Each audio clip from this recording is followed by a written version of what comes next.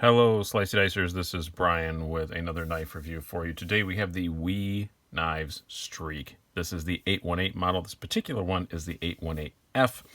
That indicates the color, which is the black G10 with the stonewash blade. You can also get it in other models with green handles, tan handles, either this nice stonewash, half machine, half stonewash finish, or on the other ones you can get a DLC coating where this is stonewashed, a black DLC. Very handsome looking knife, I do have to say. This is kind of what I would call WE's mid-range now, since they have the Civivi line that's owned by them. This is not a Civivi. This is a full-on, quote-unquote, genuine WE. But it's $146, and for that you're getting this G10 handle and a Bowler M390 steel.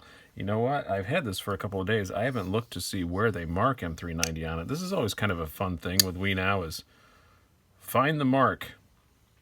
Find the steel mark. I should have looked, because they're so cool now about not wanting to billboard anything. Yeah, I haven't found it yet.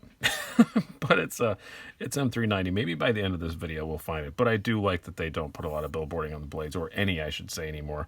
They have this three little streaks that indicate the WE logo. Then the new, kind of new, they do it on some of their knives. Some they use the old WE, I guess you call it the old WE logo. Sometimes they use this new thing. And then, you know, just a little one on the pocket clip, and that's it. So pretty cool. It's a very handsome knife for sure. The blade shape is pretty unique. I do like it. It's a mostly just typical drop point, but you get a whole lot of belly.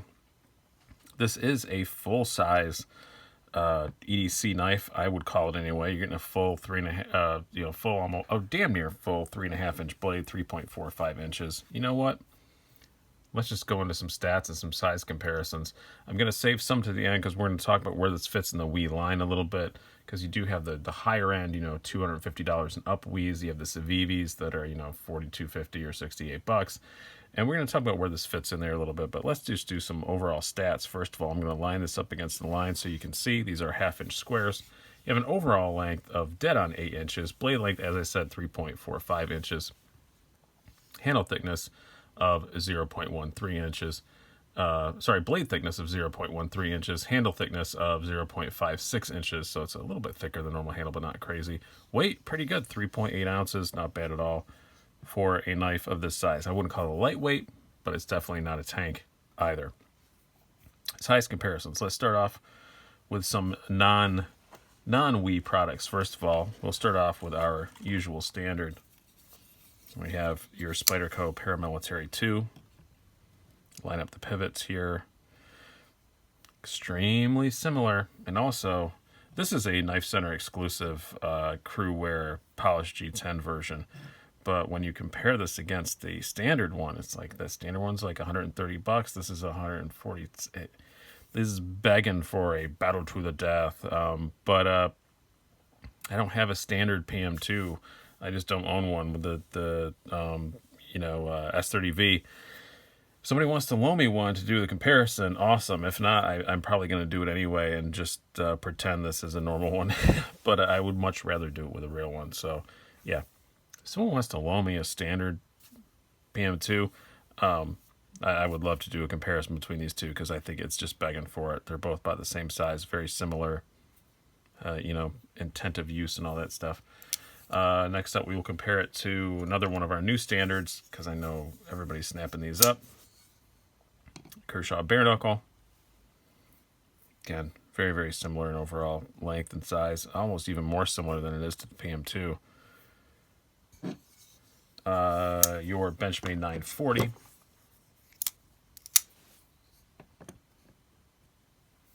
Very similar again. And now let's get into more of the WEs and how this fits in with the line. So you have, against the $42.50 Civivi Backlash. This is the 9CR18. Yeah. Again, very similar overall size. This is a hollow grind blade. This is a flat ground blade. We'll talk more about that. But very, very similar in size. But again, this is $42.50. This is more in the budget, range. Compared against the something more in its price range, also up in that $140 some. This is the WE Rectifier which is obviously shorter. It's meant to be, they do make the Wii Practic, which is between these two, and unfortunately I don't have one on hand at the moment. The Wii Practic is about a 3.3-inch blade, where this is 3.45, and the rectifier is a little under 3. So I wish I had one of those to compare and show the whole line, but unfortunately I don't. But yeah, it's fairly similar. But here's the one that brings up the question, and I know everybody's going to ask, with Civivis and stuff now, why are you buying the real Wiis that are $140? So you have the Civivi Aquila, which is VG10 steel, almost exactly the same size, as you can see, $68 versus $146.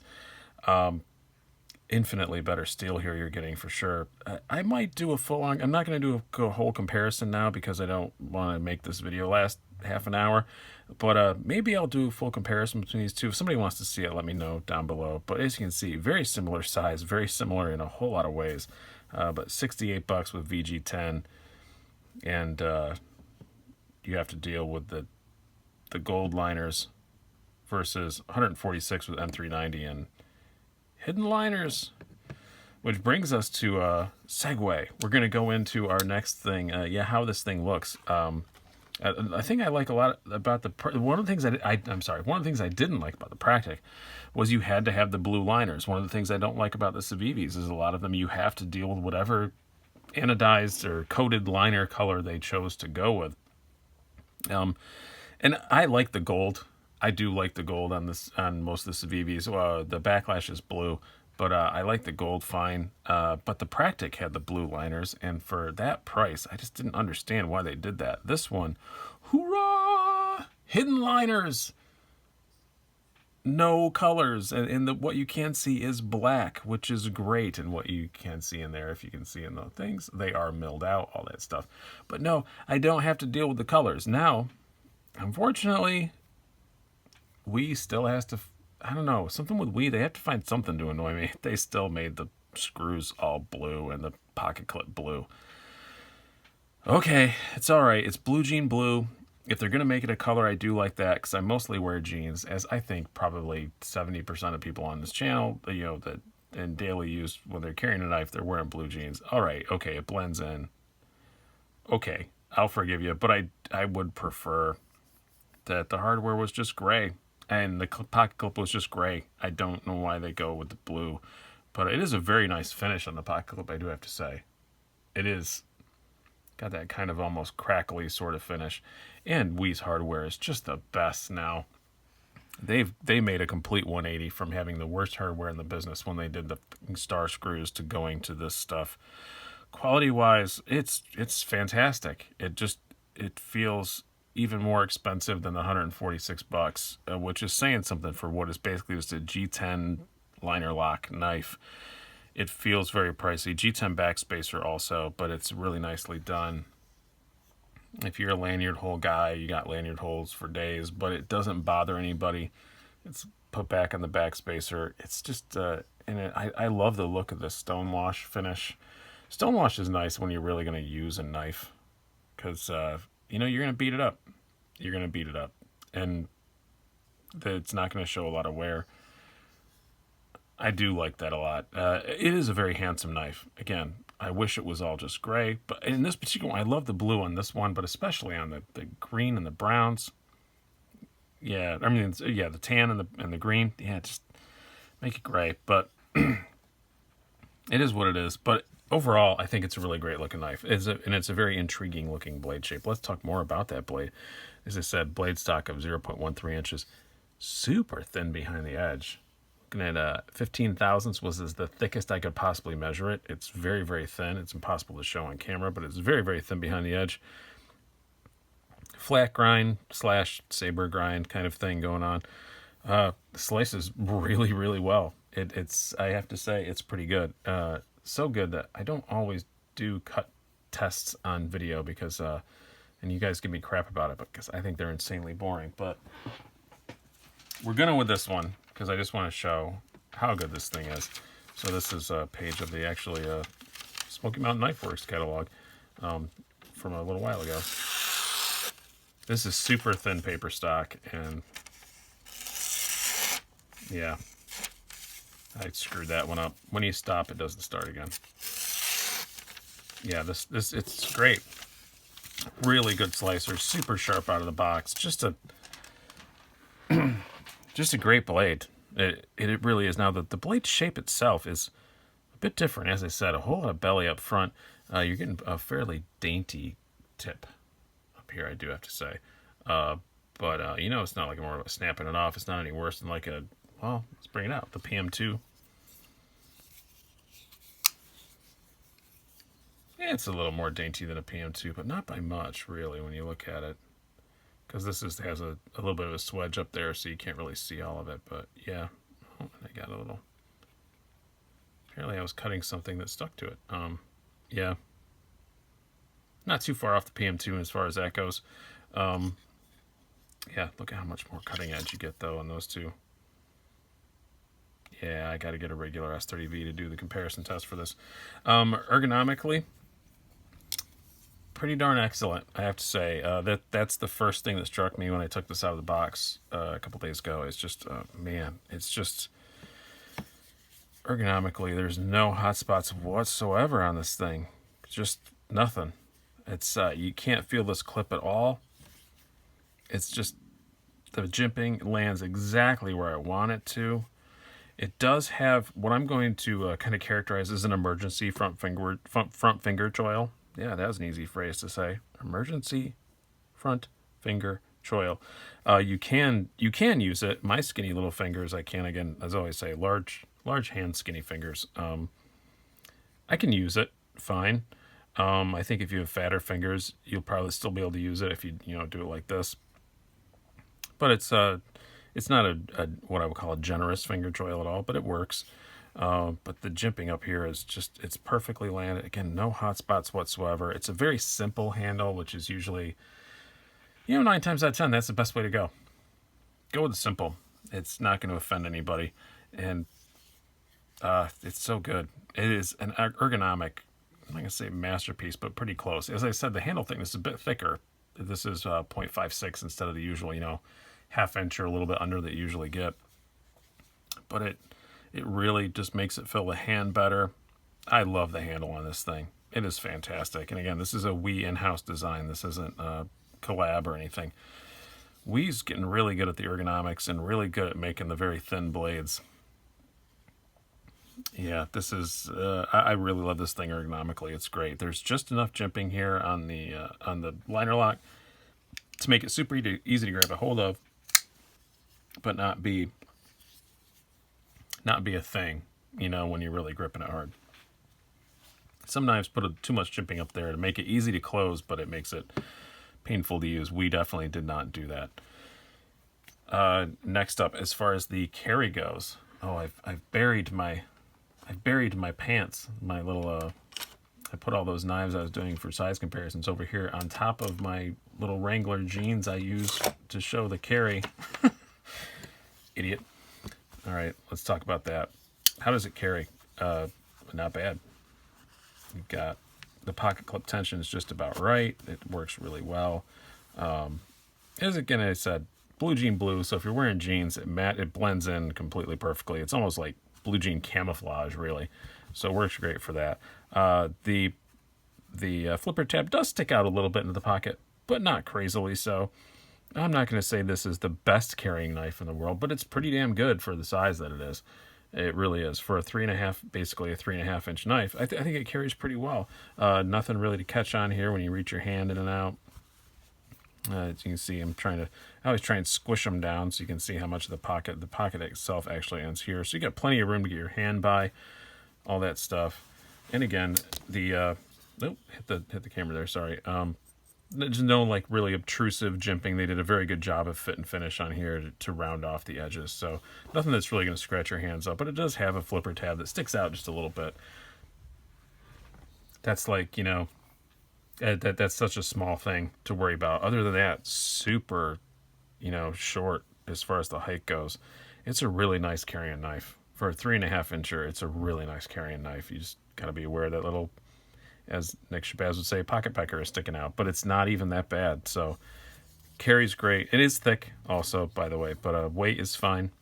Again, you know, what was it, 3.8 ounces? That's fine. Really good carrying knife for 3.5 inches. Deployment. We always say that WE does a good job on deployments, right? We always do. Yeah, this one is too. This is no change to that. The detent on this thing is just freaking perfect. You know, WE as a whole doesn't make a ton of liner locks. They have with the Civivis and stuff now. And, you know, they talk about trickle-down theory for ergonomics. This has been a trickle-up, I think. We spend a lot of time really nailing the detent on the Civivis, and I think it's trickled up into the WEs now, because for a liner lock WE, I mean, the Practic was really good. I really liked the detent on the Practic, but I like this one even better. Where is, here we go, I'm going to pull out the Aquila. Like, it's almost exactly the same. They do run on... both of these are on ceramic ball bearings, ceramic detent. So, yeah, but you can see how much I raved about the Aquila's detent, and it's almost exactly the same. So, yeah, this is one time where they took the trickle-up theory is what I'm going to call it. They nailed the liner lock detent on the Aquila and all the other Civivis, the Backlash, the Praxis, all those, and now... the more expensive ones have that exact same excellent, just super snappy detent. I don't think I could fail this. Let me try. I'm not sure I can. Yeah, I don't think I can. Nope, I can if I hit my hand. That was good, Brian. Spine thwacked myself. It sounds like a weird niche of certain websites on the dark web. No, I can't. I cannot fail it. I can't do it. It's the detent on it is just freaking perfect. It's excellent, and it's not completely drop shutty, but it's close to it. Damn close to it, actually. The more it breaks in, again, I've only had this a couple days, but yeah, works good. And I've not taken this apart yet at all. I may do a disassembly video with it, but depends on if you guys start watching those. But yeah, it does. Super smooth. It will be drop shutty, I think. If you have one of these for like a month or two, I think it'll be a completely fall shut blade. So yeah, what are my conclusions? I really like this. Blade shape's a bit unique. I could see someone maybe wanting a more conventional, you know, drop point like the Practic, but they make the Practic, so if you want that, buy that. I like this blade shape, though. I think it's very useful. Yeah, the tip isn't particularly robust, but it's not, like, spindly either. And you get a fair amount of belly up front, but you still have a little bit of flat. M390, $146. WE. It comes with all the stuff that you expect a WE to come with. I didn't show that because I've showed it 1,000 times, but we will again. You know, you get the nice WE box. You get the nice zipper pouch. The Don't Eat Me gel. Yeah, it's just the cloth, all that stuff, the little Rolls-Royce floor mats inside. I really do think it's well worth the $146 and even more, really. I mean, you've got some companies, you know, charging a lot more for something that's not any nicer. You know, Benchmade Spyderco charge a lot more for something that doesn't have M390 on it. So, I really think this is a good recommendation. I do kind of wish they did a satin version, and I wish the screws weren't blue. That is the extent of my complaints about this knife. So that's pretty damn good, really. I mean, if I'm whining about the colors of screws and a slight difference in the color of blade finishes, that means I really like it, and I do. This is a great knife. It is definitely a keeper for me. And just an excellent all-around EDC. I do very much look forward to getting my hands on a standard PM2 to do a comparison to it, because I think it's going to do pretty well against that. So hope you guys have enjoyed this. I've been Brian. Have a good one.